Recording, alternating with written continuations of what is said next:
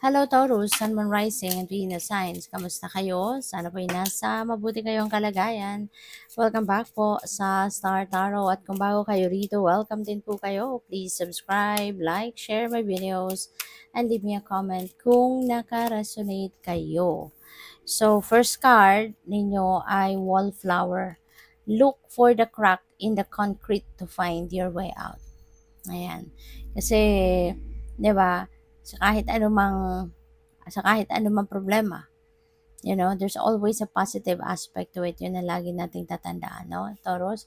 And maybe yun ang marirealize mo din sa ngayon. Yun ang makikita mo na kung ano man yung pwede ninyong paghugutan ng inspirasyon or paghugutan ng motivation for you to be able to solve a problem, doon kayo magka-capitalize, doon ninyo kukunin.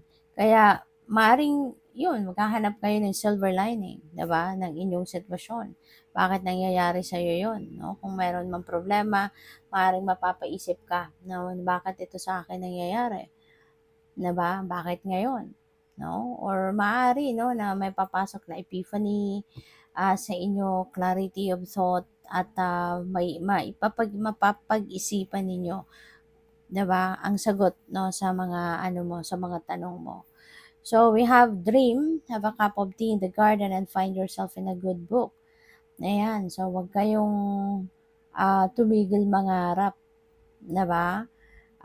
Continue to dream, kasi yung pangarap natin, yun yung parang isa din sa mga nagiging fuel natin para mas lalo tayong magsikap, para mas lalo tayong magpursige sa buhay, um,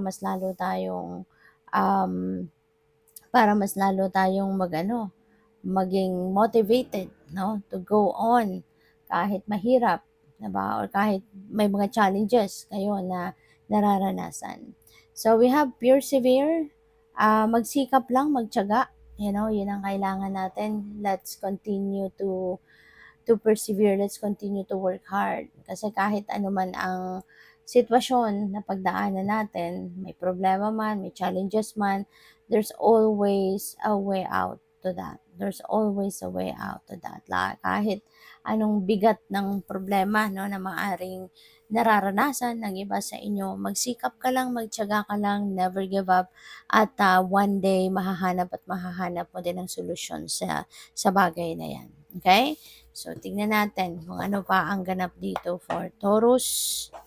And by the way, maraming salamat for subscribing. And if you haven't subscribed yet, subscribe na kayo. And also, maraming salamat din for not skipping the ads. Malaking bagay yan sa akin. And also, please click the join button sa baba ng video kung gusto niyo na mag-join kayo sa membership. Okay? Salamat po. So, we have a blessing on a journey. Wow. So, maaaring may travel si Taurus, no? O pwedeng magta-travel ka sa ngayon. Maaaring this is one of your dream, uh, uh, dream travel, no? Na maaaring magaganap na sa ngayon, na magkakaroon ka na ngayon ng pagkakataon para magawa mo, yung bagay na ito. Maaaring may pupuntahan ka. Maaaring this is a journey of adventure. Yung mga ganon. Or pwedeng matagal ka nang nasa abroad, at finally, 'di ba? After how many years, magkakaroon na kayo ng pagkakataon para makabisita man lang, no, sa kung saan kayo nanggaling. Nasaan yung mga magulang mo or yung pamilya mo, 'di ba? So, possible na kayo ay ngayon pa lang makakauwi, no? Maaaring nag-antay ka muna to become a citizen, no, sa kung saan ka man napunta bago kayo babalik sa Pilipinas, no? Pwedeng ganun ang ganap dito, or it could be other kinds, no? So, yun. But anyways, yeah, have fun, no? Have fun sa iyong pagbabiyahe, and also, syempre, mag-iingat. So, what else? We have a blessing to bring prosperity. Wow. So, you know what, Taurus? There could be a blessing of an opportunity dito na magdadala sa iyo ng kasaganaan. Maaaring merong ano dito, puwedeng merong ROI, 'di ba? Baka ito na yung time of harvest ninyo sa kung ano man ang kunyari investment, 'di ba? Baka ito na yung time 'no, na babalik na sa'yo yung kita ng kung magkano man ang ininvestment ninyo in the past. Or pupuwede rin na ito ay opportunity, 'di ba, ng trabaho or opportunity ng negosyo, or this could be, an opportunity na dadating para, pupuwedeng may racket, 'di ba? Or kung ano mang pamamaraan, pupuwedeng galing ito sa trabaho mo. Siguro may promotion ka, kaya siyempre 'pag na-promote ka, mas tataas ang puwesto mo sa trabaho, tataas din ang suweldo mo. So, 'yun, pupuwedeng diyan manggagaling 'no, yung prosperity na 'to. This could be the start of you experiencing, that abundance and prosperity sa buhay. So, napaka-blessed mo. So, we have a blessing to ease loneliness and bring companionship. Ayan. So, baka nag-iisa ang iba sa inyo. Nalulungkot, no? Nag-iisa. Puwedeng I'm picking up the energy of the Six of Cups, no? Na parang nalulungkot ang iba sa inyo, or um, kaya po puwedeng uuwi kayo, no? Maaaring yung journey na 'to dahil dito 'no, na siguro sa tagal ninyo mag-isa, kunyari matagal mag-isa sa abroad 'no, kaya parang nami-miss ninyo talaga yung company ng pamilya mo, ng mga anak mo, ng asawa mo, ng magulang mo. Kaya pupuwedeng mapapauwi ka 'no, maaaring dahil sa lungkot na 'yan, magdedesisyon ka na mag-apply ng bakasyon muna sa trabaho at para makauwi muna 'no, makasama muna yung mga mahal sa buhay.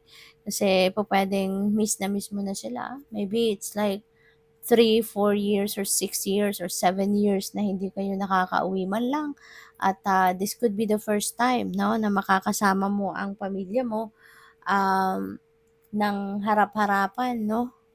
So, good luck po sa inyo. So, what else? We have a blessing for the right words.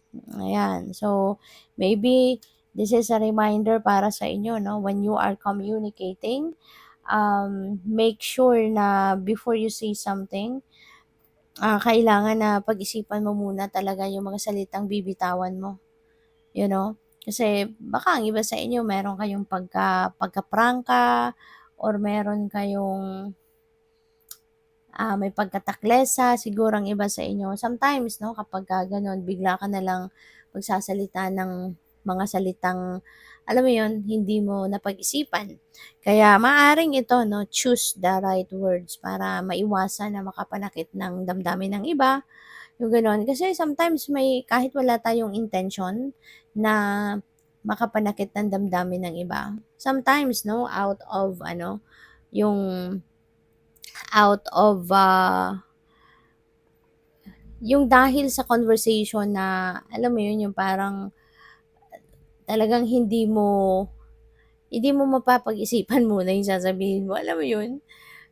Have you experienced that 'no, na during a conversation hindi mo na mapag-isipan, bigla mo na lang nasabi ang mga, salita, 'di ba? Tapos after that, kapag nasabi mo na, tsaka mo mare-realize na, "Oh my God, ba't ko nasabi yun?" 'Di ba? "Oh my God, I should have chosen a different word."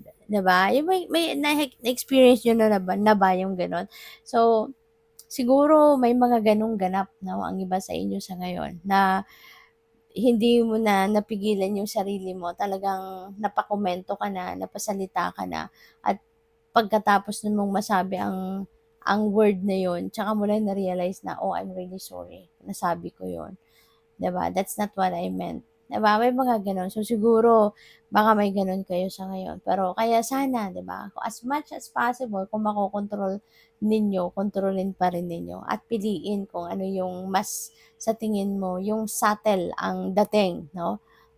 Pero it has the same meaning, pero yung mas subtle ang dating ng salita kapag sinabi mo. So, good luck. Thank you for watching. Love and light. Namaste.